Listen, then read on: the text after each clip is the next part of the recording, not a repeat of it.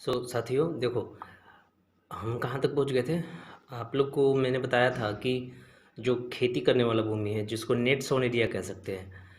अभी net sown area के बारे में बताएं तो 54% एरिया जो है वो नेट सोन एरिया में आता है, टोटल नेट सोन एरिया है ना, जो कि अदर देन फैलो लैंड है ना, अदर छोड़ के अभी कितना एरिया, नॉट मोर देन 54%। लेकिन यहाँ पे लिखा हुआ है कि नेट सोन एरिया जो है, जो ग्रीन कलर का है, वो 45% है। कितना है? 45%। अच्छा, 1960-61 में कितना था? वहाँ भी 45% था, और 2014-15 में वहाँ भी 45%। अक्रॉस 1% का डिफरेंस लगभग आया है। प्रोडक्शन में डबल का डिफरेंस है। अच्छा, तो भूमि पर ही तो खेती हो रहा है ना। हाँ जी, भूमि पर ही हो रहा है। तो अगर भूमि पर खेती हो रहा है तो क्या भूमि लिमिटेड है क्या? हाँ है। अच्छा, भूमि तो लिमिटेड है, लेकिन डिमांड जो है इसका, वो दिन प्रतिदिन बढ़ रहा है कि नहीं? वो कैसे? अरे, अपने को घर बनाने का है कि नहीं बनाने का है? हाँ। अपने को खेती करने का है कि नहीं करने का है? अरे हाँ। रेल, रोड, ट्रांसपोर्ट, हाँ ये भी ठीक है। अपने को घूमने जाने का है तो गाड़ी चाहिए कि नहीं चाहिए? कहाँ से निकालेंगे? कोयला निकालेंगे, कोयला निकाल के उससे तेल बनाएंगे, तेल बनाएंगे तो उससे पेट्रोल बनाएंगे, पेट्रोल बना करके उससे हीरो होंडा में डाल करके, थार में डाल करके घूमने जाएंगे। हैं, है या नहीं? हाँ या ना? अरे हाँ। अगर इतना करने के लिए इतना कांड करना पड़ता है, हाँ, इतना करने के लिए अगर इतना कांड करना पड़ता है, तो भूमि को कंजर्व करना भी तो हमारा ही जिम्मा है कि नहीं? हाँ, हमारा ही हिस्से पड़ता है। अरे, आप तो ये बिल्कुल ठीक बात बोले हैं कि भूमि हम इस्तेमाल करते हैं तो उसका कंजर्वेशन भी हमारे ही हिस्से आता है। हाँ, तो अगर हमने ठीक बात बोला है ये तो हमें भी मालूम है। ओहो, जूम तो होने से रहा ये।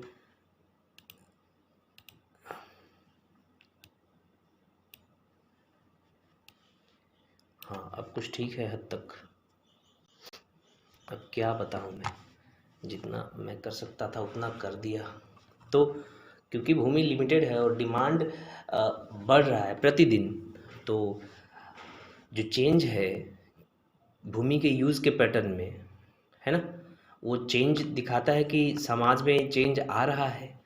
हाँ, और जो भूमि खराब हो रही है, लैंड जो है डिग्रेडेशन की तरफ जा रही है, तो इससे क्या होगा कि उसका प्रोडक्टिव कैपेसिटी जो है भूमि का, वो कुछ तो कम होगा, कुछ समय के लिए कम होगा, या तो हमेशा के लिए ख़त्म हो सकता है उसका प्रोडक्टिविटी। बैरन लैंड बन सकता है वो भूमि, है ना। और अगर ऐसा हुआ तो हमें नुकसान झेलने को मिल सकता है। अच्छा, हमें क्यों नुकसान झेलने को मिल सकता है? कारण ये है कि जितना भी फूड है, फूड मतलब भोजन, फूड मतलब जितना भी फूड है, और क्लॉथ है, क्लॉथ मतलब कपड़ा, शेल्टर है ना, ये सारे तो हमें भूमि पर ही मिलता है। घर तो मेरा ज़मीन पर ही है, हाँ या ना? हाँ जी। और जब ये सारे ज़मीन से ही मिलते हैं तो ज़मीन को कंजर्व करना भी हमारे ही हिस्से का है।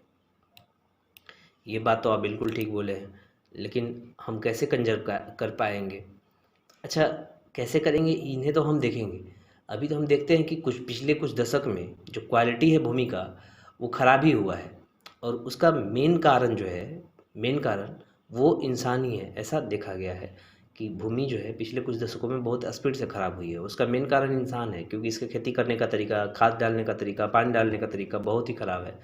और इस खराब तरीके के कारण भूमि का जो क्वालिटी है, जो उसका उसका जो क्वालिटी है भूमि का, जो उपज देने का, या कंजर्व रहने का, या पानी को रिटेन करने का, ये सारे खराब हो रहे हैं, डिग्रेड हो रहे हैं।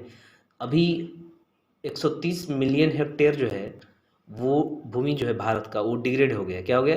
खराब हो गया। कितना? 130 मिलियन हेक्टेयर। अच्छा, कौन कौन से कारण हो सकते हैं कि भूमि खराब हो रहा है?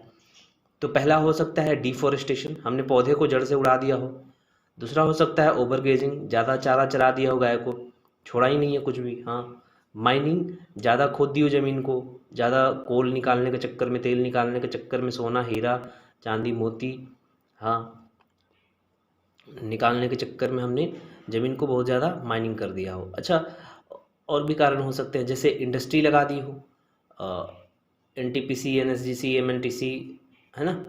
तो ये सब करके हमने बहुत सारे इंडस्ट्री कर दी हो, इंडस्ट्रियलाइजेशन कर दिया हो, हर घर में इंडस्ट्री, घर घर में इंडस्ट्री लगा दिया हो, है कि नहीं। डंपिंग ऑफ केमिकल वेस्ट कर दिया हो, जैसे हमने दिल्ली के आसपास के जगहों में देखेंगे तो प्लास्टिक का पहाड़ बना हुआ है। अरे बनाया नहीं गया है, वो जो कचरा घर से निकल करके जाता है ना, उसको डंप कर करके, केमिकल वेस्ट का जो डंपिंग है उसको बना बना करके माउंटेन बना दिया गया है, वो भी कचरे का पहाड़।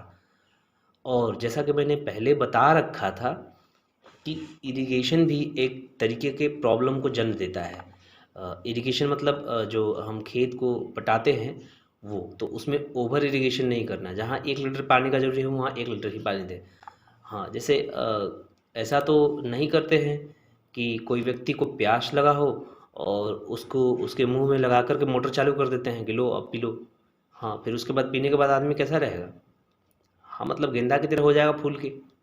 तो वैसे ही ज़मीन को भी वैसा नहीं कर देना है कि ज़मीन में पानी चाहिए 1 लीटर 2 लीटर, डाल के मोटर रात भर सो गए, सुबह उठते वाह खेत में तो पानी ही पानी है, पानी में खेत है कि खेत में पानी है पता ही नहीं चल रहा है। ऐसा नहीं करना है कि नहीं।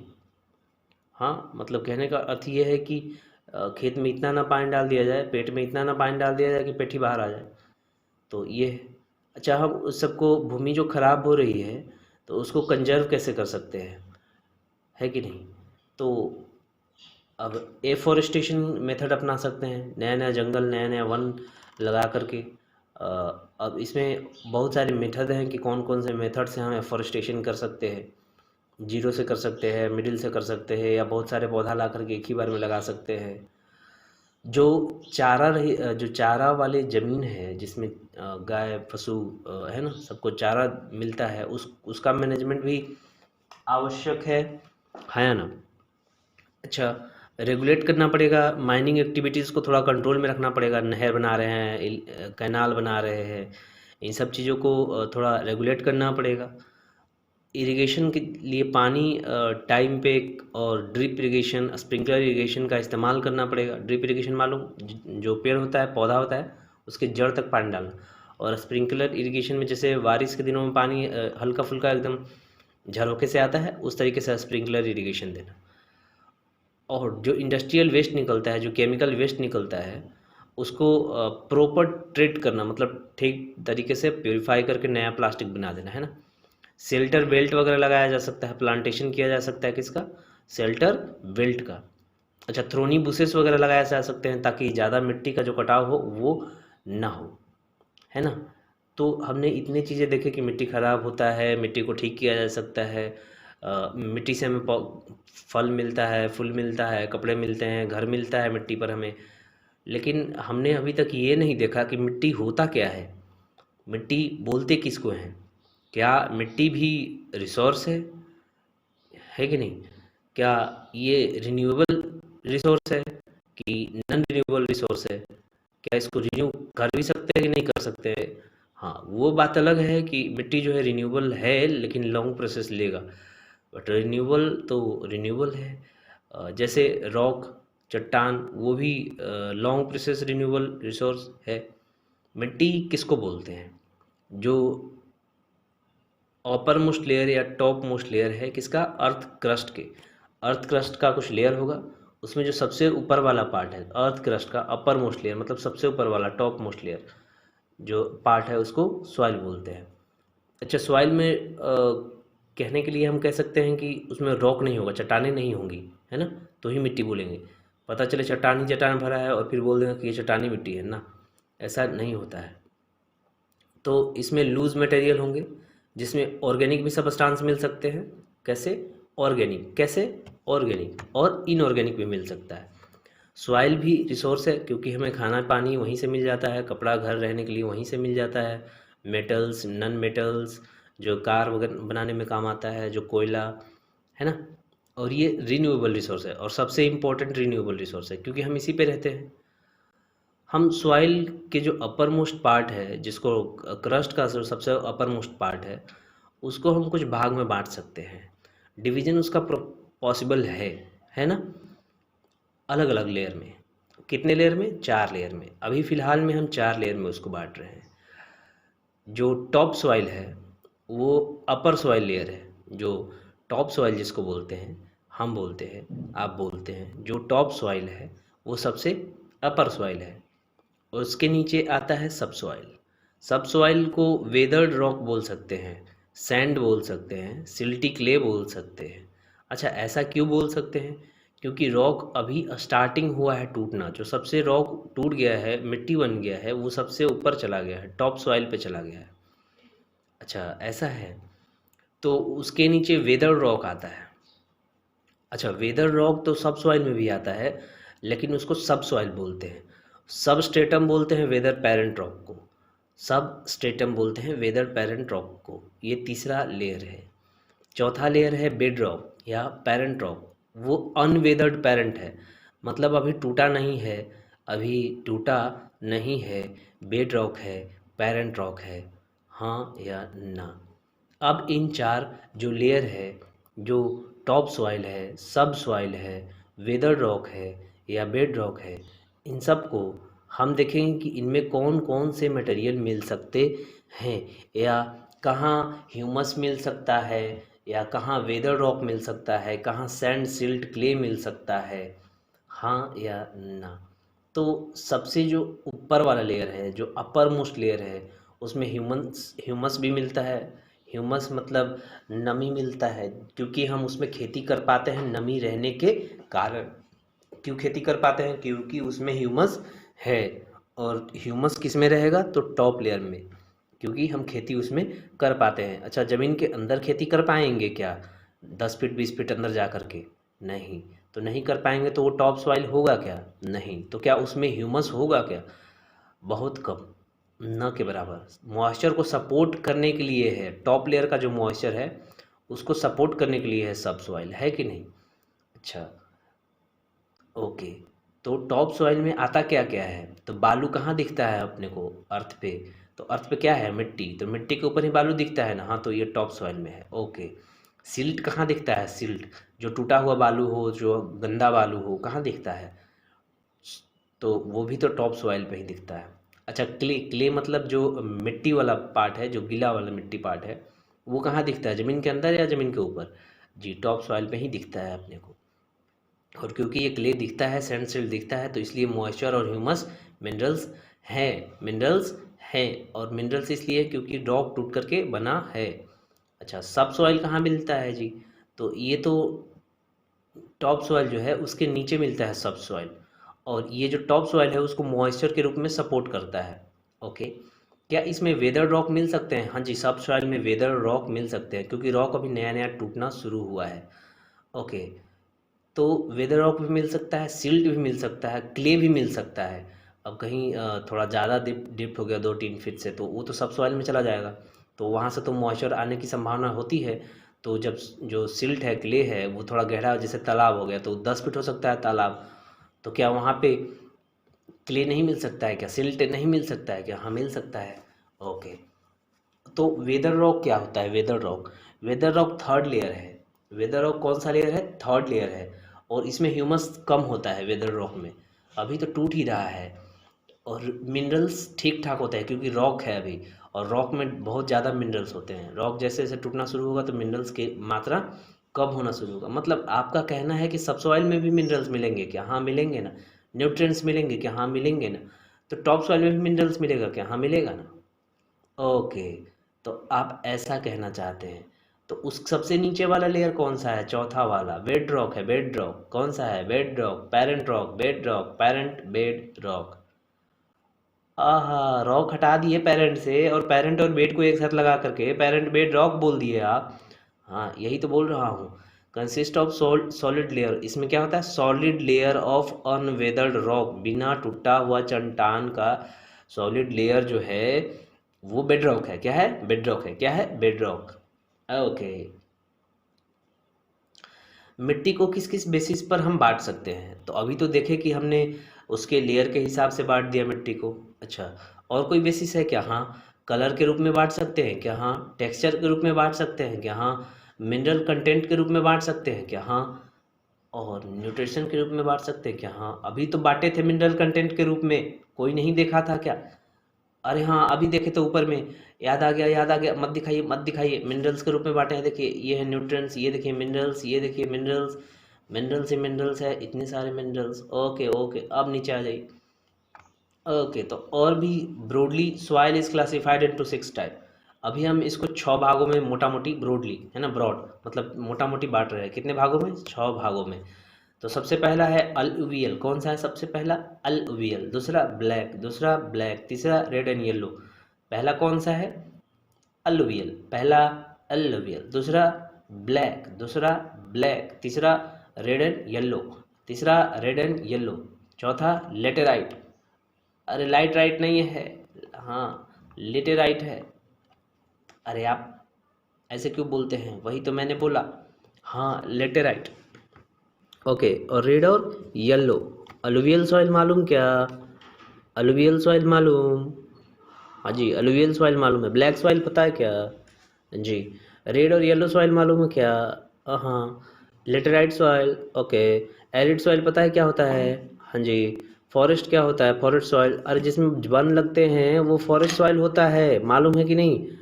हाँ सर, सब पता है। आगे बताइए, आप ज़्यादा बोल देते हैं, थोड़ा कम ही बताया कीजिए, इतना तो तेज़ है ही। अभी बालक थोड़ी है, बड़े हो गए हैं। अब ब्याह भी करवा दीजिएगा अगले साल, न्योता भिजवा के किसी को। ठीक है, अलुवियल सॉइल क्या होता है? अब अलुवियल सॉइल देखते हैं। जैसे हमने 6 प्रकार के सॉइल देखे ब्रॉडली क्लासिफिकेशन में। अलुवियल था, अलुवियल था, हाँ जी। ब्लैक था कि नहीं था? था। रेड येलो था, यस। लेटराइट था, हाँ जी। Arid, yes. और फॉरेस्ट सॉइल था। तो उसमें से सबसे जो पहला है अलुवियल, दूसरा ब्लैक, तीसरा रेड, चौथा लेटराइट, पांचवा एरिड, छठा फॉरेस्ट। सारे के जितने भी गुण हैं, गुण, हाँ, जैसे आप लोगों में भी गुण होगा। नहीं जी, हमारे में तो सारे अवगुण ही हैं। नहीं तो गुण वाला कुछ खोज लेना, देख लेना कहीं मिल जाए। हरे कृष्ण। तो अलुवियल सॉइल के बारे में हम देखते हैं। सबसे इम्पोर्टेंट जो है, और जब सबसे ज़्यादा फर्टाइल जो है सॉइल, इंडिया का 40% भाग में है। कितना में है? 40% में। सबसे इम्पोर्टेंट सॉइल कौन सा है? अलुवियल, क्योंकि पहला नंबर पे उसी को पढ़ रहे हैं। अच्छा, और सबसे फर्टाइल सॉइल कौन सा है? तो अलुवियल। और कितना भाग में है भारत का? तो 40%। ओके, ऐसे बताइए ना, बढ़िया से बताते हैं तभी तो याद रहता है।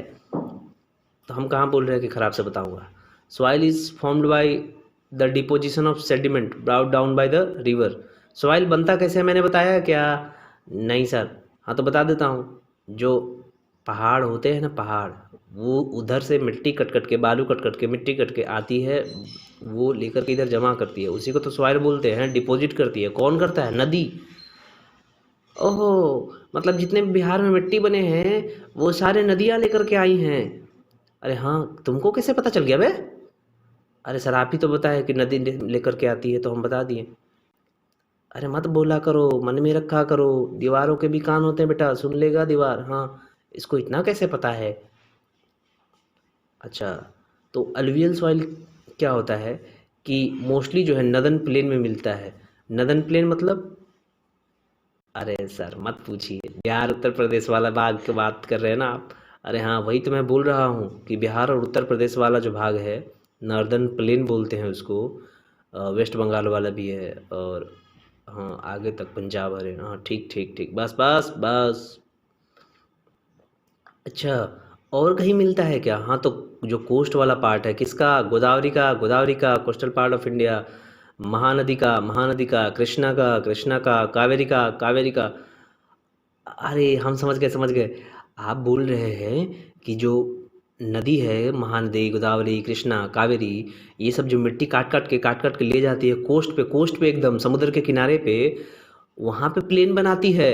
आप यही कह रहे हैं ना? अरे हाँ, यही बोल रहा हूँ भाई। इतना काहे का चिंता करते हो, यही तो बोल रहा हूँ। जैसे नदन प्लेन कौन कौन सी नदी बना सकती है? नदन प्लेन मतलब बिहार, वेस्ट बंगाल, ये सब।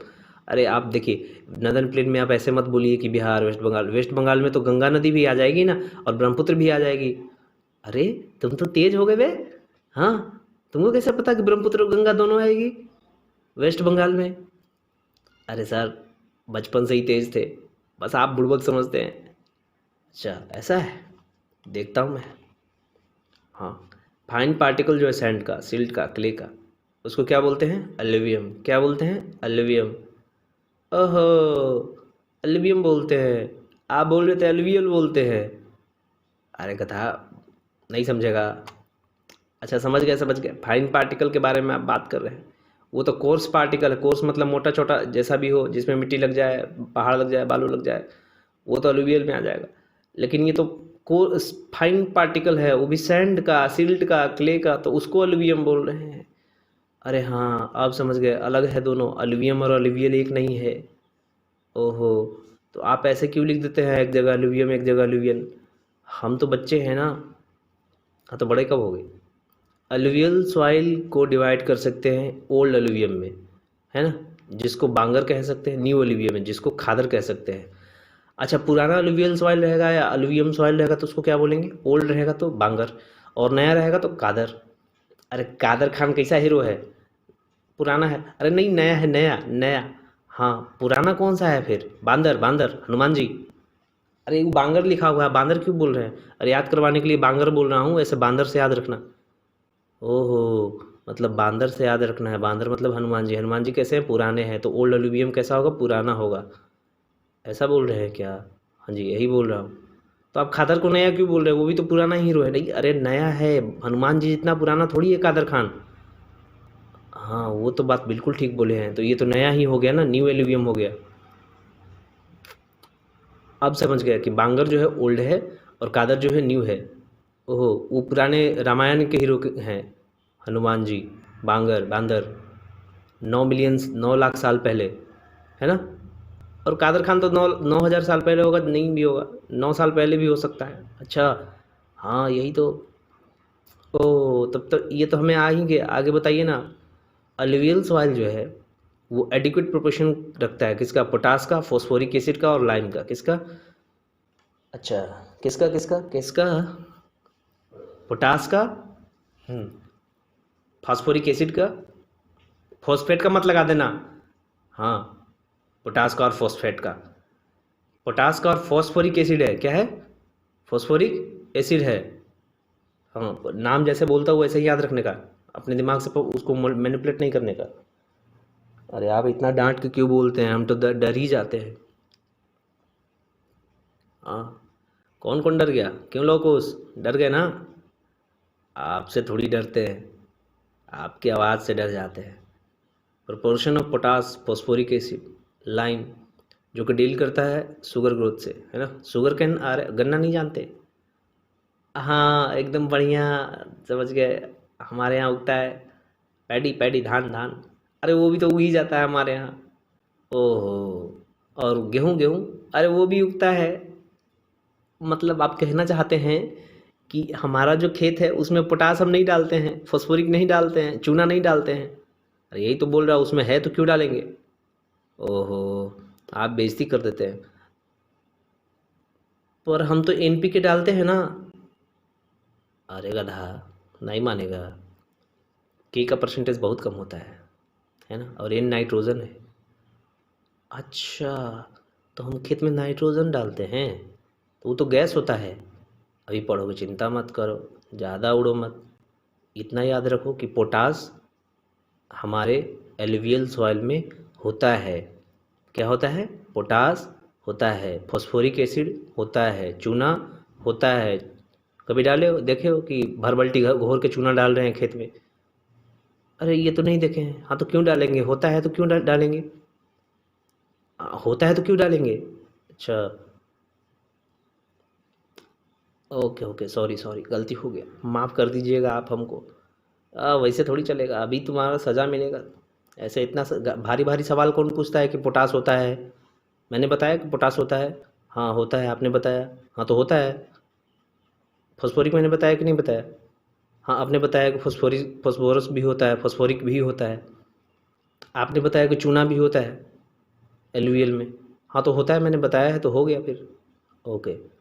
रीजन जो है एलुवियल सॉइल का वो इंटेंसली कल्टिवेटेड है, मतलब हर साल खेती हो ही जाता है एलुवियल सॉइल में। हाँ और क्यों? क्योंकि वहाँ पे पॉपुलेशन ज़्यादा है। ये क्या कचरा लगा दिए आप? अरे यही तो एलुवियल सॉइल का फ़ोटो है। ऐसा दिखता है क्या अलुवियल सॉइल? एक तो नदी का पानी लग रहा है, मिट्टी लग रहा है एक, और एक तो आलू रोपा हुआ है। हाँ तो अलुवियल सॉइल में ही तो रोपे हैं। ओहो, यही था क्या? तो आप दिखा देते तो हमें पता चल जाता। हाँ, अब मैं आगे दिखाइए ज़रा, आगे वाला कौन सा है? ब्लैक सॉइल है। ओह, आगे ब्लैक सॉइल भी है। रुक जाओ थोड़ा, मैं आता हूँ।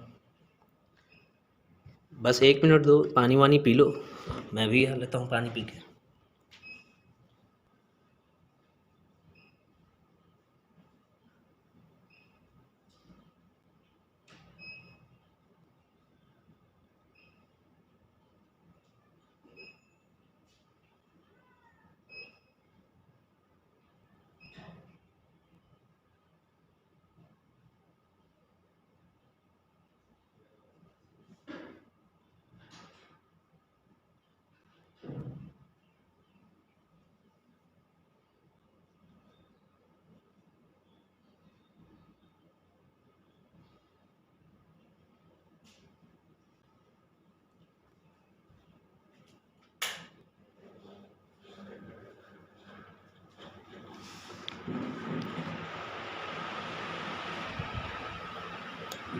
प्यारे बच्चों, मैं आ गया ब्लैक सॉइल लेकर के। ब्लैक सॉइल मतलब काली मिट्टी। मुझे लगता है कि ये वीडियो लगभग 26 मिनट का हो गया है, तो इसको रोक करके और वापस से अगला वीडियो रिकॉर्ड करना चाहिए। हाँ या ना बोल दो। Yes sir. अरे सर, आप खुद ही से बोल रहे हैं यस सर। हाँ नहीं, मतलब मैं जान जाता हूँ बच्चों की फीलिंग को, कि मतलब रिकॉर्ड कर देना चाहिए। तो एलुवियल सॉइल तक मैंने ख़त्म कर दिया है, अब ब्लैक सॉइल से शुरू करते हैं। अच्छा सर, हमारा भी तो कुछ काम बता दिया कीजिए ना, आगे हम भी तो कुछ करेंगे। आप तो कुछ बोलते ही नहीं है, फेल करवाइएगा क्या? लिख लेना, सारे लिख लेना, लिख लेना। हाँ लिख लो, लिख लो। ठीक है, मैं इसको रोकता हूँ, है ना? ठीक है, थैंक यू बालकों, थैंक यू। अब मैं अगले वीडियो में ब्लैक सॉइल से आगे शुरू करूँगा, है कि नहीं?